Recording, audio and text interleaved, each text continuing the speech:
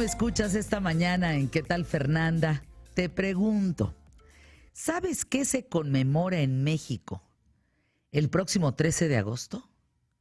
Se trata de una fecha que recuerda un acontecimiento importante en la historia del continente americano, que marca un antes y un después para los que somos descendientes de una gran cultura con raíces ancestrales, pero también parte de la mezcla con otra cultura proveniente del viejo continente.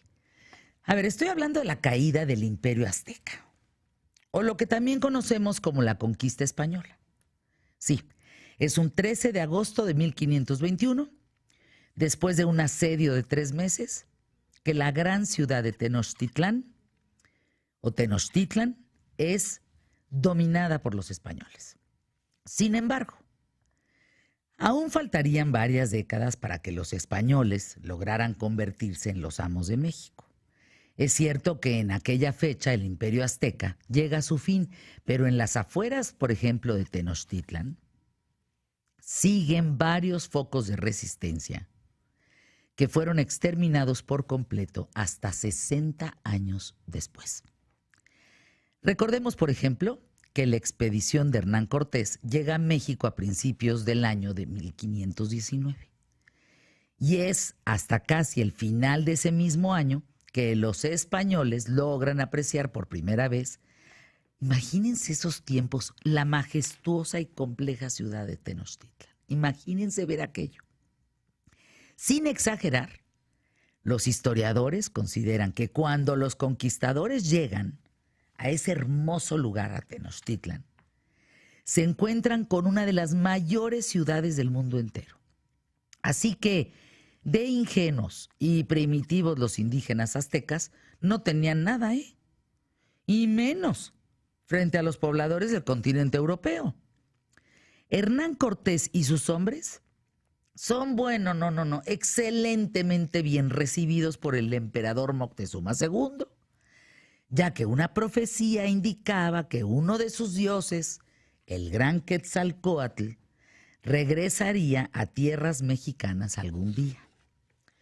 Los españoles llegan en el momento justo, por decirlo así, y tanto su apariencia como sus animales, el caballo, por ejemplo, desconocido para los aztecas, pues son consideradas señales, por decirlo así, de las que hablaba aquella antigua profecía, donde se menciona que Quetzalcóatl regresaría con la piel clara y barba.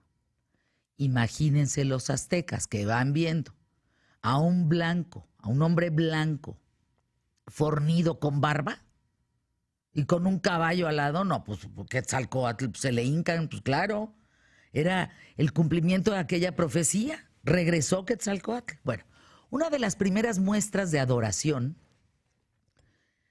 ocurre cuando al desembarcar los conquistadores, Moctezuma les envía oro como un regalo, como un presente.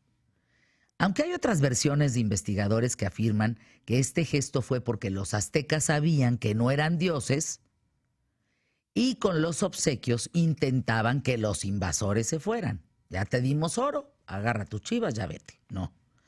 Pues ya sea por una versión o por la otra, lo cierto es que los españoles quedan impresionados con el oro y se empeñan a conseguir más. De manera que continúan su camino hasta aquella gran ciudad de lo que todos hablan de ella, como la habitada por los guerreros que dominan a todos los demás pueblos de México. Ya en Tenochtitlan, Moctezuma les da una cálida bienvenida y les regala más oro. A cambio, Hernán Cortés, viene ahí la bronca. Ahí empieza todo. Toma como prisionero al emperador e intenta usurpar su lugar como máxima autoridad de la ciudad. Los aztecas, furiosos, no se quedan conformes con esto, intentan expulsar a los españoles. Además, en el año 520 llega a México otro conquistador español que es rival de Hernán Cortés, por lo que éste abandona la ciudad azteca para negociar con él. Y es durante la ausencia de Cortés que entre españoles y aztecas todo empieza a complicarse. Se fijan cómo cuando llegan los adoran, los ven como el regreso de Quetzalcóatl. Les ofrecen oro, quieren que se vayan, aquellos deciden que no, pero entonces hay dos figuras muy importantes. Cortés toma al emperador, al mero mero petatero, y dice, pues ahora yo soy el mero mero aquí y tú te callas. Y entonces ahí, al salir Hernán Cortés, es cuando se quedan solos, por decirlo así, españoles y aztecas. Ahí es donde estalla una rebelión. Cuando se entera Hernán Cortés que se pelean entre ellos, sin un líder, regresa de inmediato, pero ¿qué creen? Pues ya es demasiado tarde, porque los aztecas logran expulsar a los españoles de Tenochtitlan, y en ese acontecimiento, acuérdense, ¿cómo se llamaba? Casi de escuela, la Noche Triste. Pues claro. Ese es el día que expulsan a los españoles, se llama la Noche Triste. Bueno, según los escritos de Hernán Cortés, durante aquella Noche Triste murieron 150 españoles. Pero ¿cuántos aztecas creen? Es que eran poderosísimos, ¿eh? Murieron 2,000. 2,000. Otras versiones dicen que en realidad fallecieron entre 450 y 1,150 conquistadores. Pues era el sereno. Pero los españoles no fueron vencidos por completo y Cortés sí logra escapar. Para reconquistar toda esa zona, Cortés establece alianzas con varios pueblos indígenas que odiaban a los aztecas. Porque pues estaban sometidos a un imperio que era muy sangriento, muy tributario, y pues necesitaba más hombres. Y estos nativos ardidos, enojados con los aztecas, resentidos, dicen, pues claro que sí, con mucho gusto. Me sumo a tus filas de soldados y vámonos todos contra los aztecas. Al mismo tiempo coincide que Tenochtitlan sufre una terrible epidemia de viruela, la cual traen los españoles, así como trajeron caballos y animales, pues se trajeron la viruela. Se la traen del viejo continente y entonces muchos pobladores, nobles, guerreros, mueren de viruela, incluyendo el heredero de Moctezuma II. ¿Qué significa esto? Pues que ya los aztecas se quedan sin líder, pues si lo podemos poner en palabras sencillas. Ahora, Hernán Cortés, acostumbrado a la guerra, analiza sus puntos débiles por los que no ha podido conquistar del todo el imperio azteca, y se da cuenta que en parte de no lograrlos, aparte de lo que no ha podido con los aztecas, es porque tienen poca movilidad por el lago. Es decir, como hay un lago, pues no pueden fácilmente llegar a ellos, pues. Entonces deciden construir embarcaciones para contrarrestar los ataques de los indígenas. Y ahí viene el tema, porque en mayo de 1521, Cortés inicia el asedio de Tenochtitlan. Su plan era cortar el abastecimiento de la ciudad, desconectándola de tierra firme y obligando así a los habitantes a someterse. Entre españoles y otros de otras partes de México que se aliaron con ellos, los aztecas resulta que ven cómo los españoles se acercan cada vez más, intentan romper el cerco, pero pues ya no pueden. Es que son miles los que llegan contra ellos. Ya, y luego la baja que habían tenido recientemente, previo a la Noche Triste, pues ya desafortunadamente fracasan.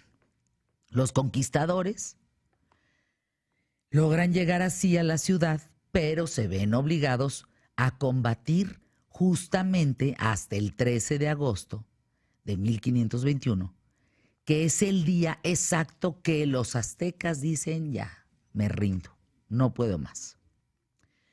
Después de escuchar este periodismo de vida, yo te pregunto, ¿tú consideras que la conquista española trajo beneficios con la mezcla de culturas, el sincretismo para los mexicanos que somos actualmente?